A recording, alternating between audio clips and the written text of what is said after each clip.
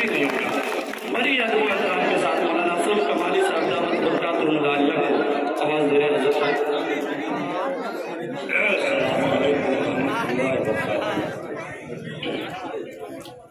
अल्हम्दुलिल्लाह वस्सलातु वस्सलामु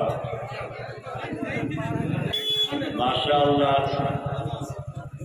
हम आप जहाँ बैठे हुए हैं इस मकसद के लिए हम बैठे हुए हैं, इसको एक बच्चा यहाँ का जानता है कि आज 26 जनवरी यौम जमहूरिया है। एक दो बात से अब समझने की जरूरत है, लंबी तारीख में जाने की जरूरत नहीं है। मुख्तसर में मैं बता रहा हूँ।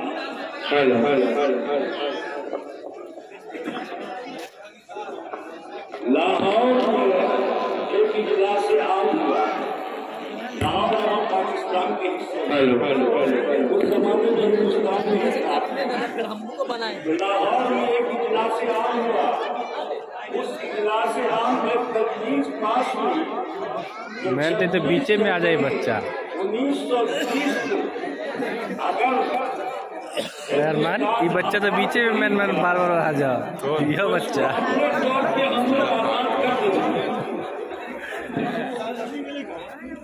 ये बात चलती रही पांडे जी। उस वक्त के जयाने में उस वक्त के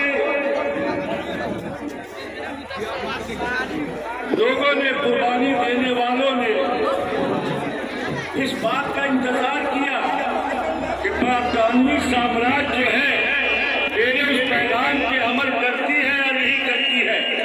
नतीजा ये निकला कि बरतानवी साम्राज्य को लाहौर के इजलास में कोई नजर नहीं गई। उस जमाने में इंडियन कांग्रेस पार्टी बन चुकी थी। इंडियन कांग्रेस पार्टी बन चुकी थी। 26 जनवरी 1930 को इंडियन पार्टी ने आजादी का ऐलान कर दिया। आजादी का ऐलान कर दिया। उसके बाद फिर अपना जो महाधाराई होती रही वो महाधाराई चालू रही। 1947 को आजादी मिली। उसके बाद भाई जब किसी चीज की बादशाह कहता है एक जमहूरी निजाम बन जाए तो जमहूरी निजाम को चलाने के लिए उसके लिए बाज़ाब्ते वसूल होना चाहिए, ज़ाब्ता होना चाहिए, तरतीब होनी चाहिए। जब तक कोई चीज वसूल और ज़ाब्ते के तहत नहीं चलेगी, उसका कोई कानून न होगा, वो चीज सही अंदाज में नहीं चल सकती। उस वक्त 9 दिसंबर को एक मीटिंग हुई। 1947 के 9 दिसंबर 15 अगस्त को आजाद हो रहा है और 9 दिसंबर 1947 में एक मीटिंग हुई। एक कमेटी तश्कील दी गई, कानून साज कमेटी तश्कील दी गई। आगे कानूनी साज जो कमेटी तश्कील दी गई उसके सदर बनाए गए डॉक्टर भीमराव अम्बेडकर। उसके सदर बनाए गए। 2 साल 11 माह 18 दिन। अच्छी तरह तारीख को ध्यान में याद रखिए। 2 साल 11 माह 18 दिन में हिंदुस्तान का आईन तैयार हुआ। हिंदुस्तान की जमहूरियत का निजाम बना।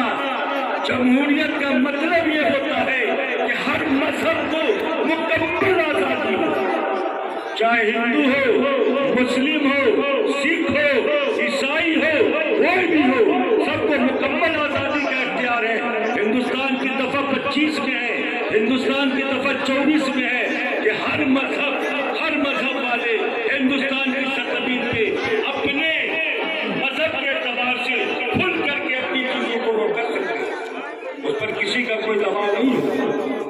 सिखों का जो अपना कानून है वो उसको अपना अंजाम देंगे, हिंदुओं का जो है उसको अंजाम देंगे, ईसाइयों का जो है उसको अंजाम देंगे, मुसलमानों का जो है वो उसको अंजाम देंगे।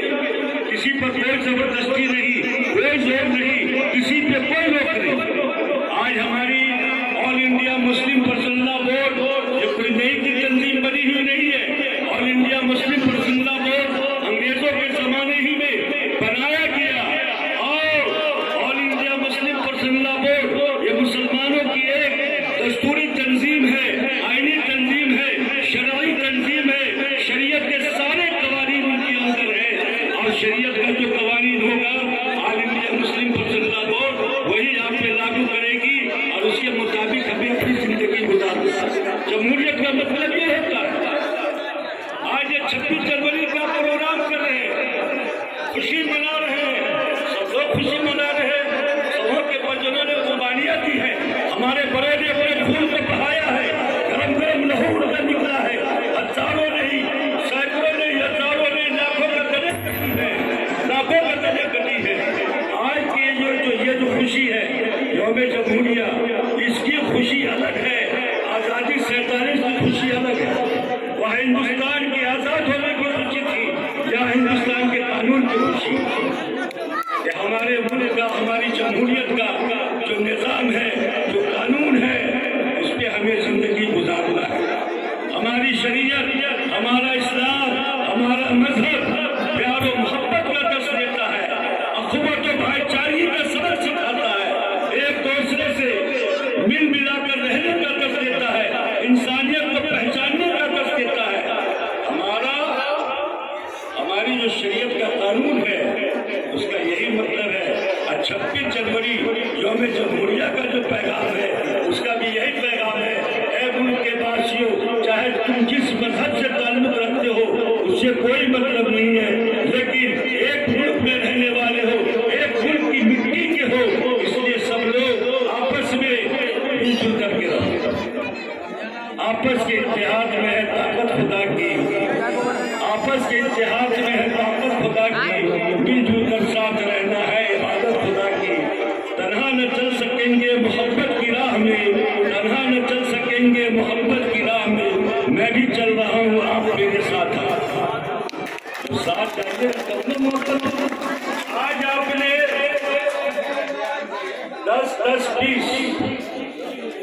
10-10-20 साल ये तीसरा टर्म चल रहा है, 25वां टर्म।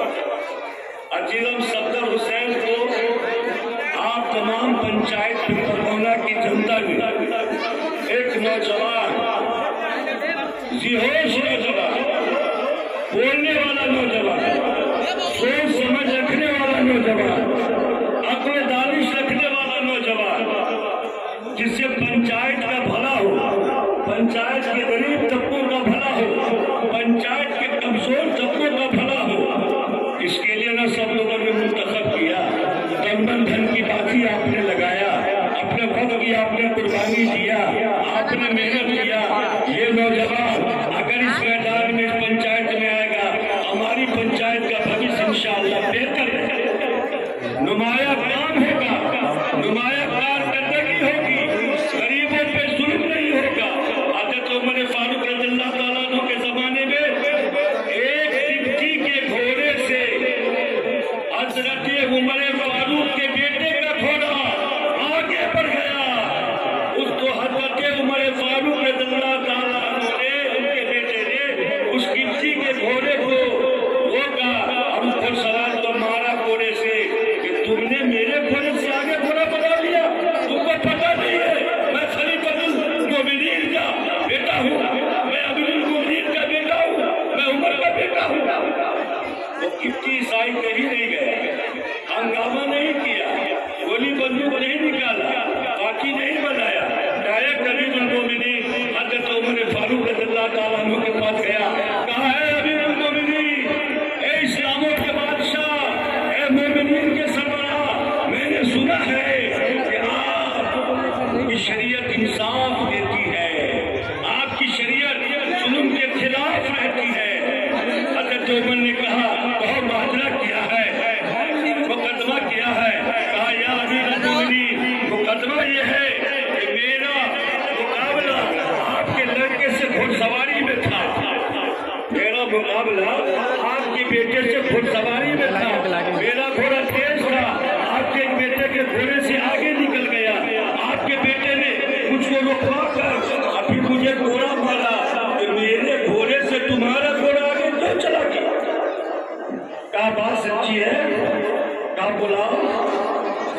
हज़रत अमीरुल मोमिनीन उमर फारूक रज़ियल्लाहु ताला अन्हु ने अपने बेटे को बुलवाया, पूछा क्या मामला सही है? जो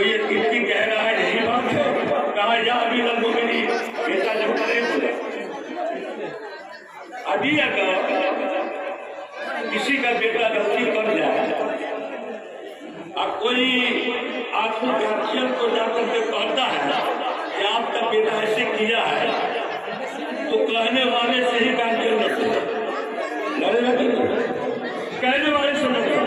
आप झूठे हैं, ये न कहा कि 50 साल की उम्र का आदमी 50 साल की उम्र का आदमी झूठा हो जाएगा। 10-12 साल का बच्चा का बाप उसको झूठा ठहरा कर अपने बेटे को सच्चा कर, लेकिन बाप तो बाप हो, उमर जैसा बाप हो। उमर रज़ियल्लाहु ताला ने पूछा सही है, मामला सही है, कहा सही है, कहा सही है तो फैसला हो, जो फैसला शरीयत का है वो फैसला हो। हुक्म नाफिज हो गया, हुक्म हुआ खातिब को, और उस गिट्टी के हाथ में कोड़े दिया। कोड़ा देने के बाद कहा कि जिस तरह इसने तुमको कोड़ा से मारा है, तुम भी उमर के सामने उसके बेटे को कोड़ा से मारो। उस गिट्टी ने कहा, हे अमीरुल मोमिनीन, जब उसने मुझे कोड़ा मारा था, मेरी पीठ से कपड़े को उठा दिया था, कहा तुम भी उसके कपड़े को जाकर के निगाहों के सामने खलीफतुल मुस्लिमीन हज़रत उमर फारूक रज़ियल्लाहु ताला अन्हु ने एक गिट्टी को अपने बेटे से बदला दिया। माशाअल्लाह, आज भी आपके जो मुखिया है, हम लोगों के जो मुखिया है, इनसे भी अच्छी तवक्को रखिए, बेहतरी की तवक्को रखिए, अच्छा गुमान रखिए। ईमान वालों को पहचान है कि किसी के साथ भी अच्छा गुमान रखा जाए, अच्छा गुमान रखिए, अच्छी तवक्को कीजिए, दुआ भी कीजिए। इस नौजवान के अंदर अल्लाह हिम्मत दे, हौसला दे, बुलंदी दे, तरक्की दे, और पंचायत के काम को खूब ज्यादा से ज्यादा करने की तौफीक अता फरमाए। गरीबों की, कमजोरों की, बेकसों की, मजलूमों की खबरगिरी करने की भी अल्लाह तौफीक दे। अब पूरी पंचायत की तमाम जनता से मैं एक गुजारिश करूंगा, एक अपील करूंगा कि हम लोग जब तक इस दुनिया में है, मेल मोहब्बत के साथ अपनी जिंदगी में इन वक्त को गुजारिए, एक दूसरे से मिलजुल करके साथ रहने की कोशिश कीजिए, और मोहब्बत के साथ जब किसी काम को कीजिएगा, वो काम आपका आगे की मंजिल को तेजी से होगा। अल्लाह हमें भी, आपको भी, पूरी इंसानियत को कहने और सुनने से ज्यादा अमल करने की तौफीक अता फरमाए।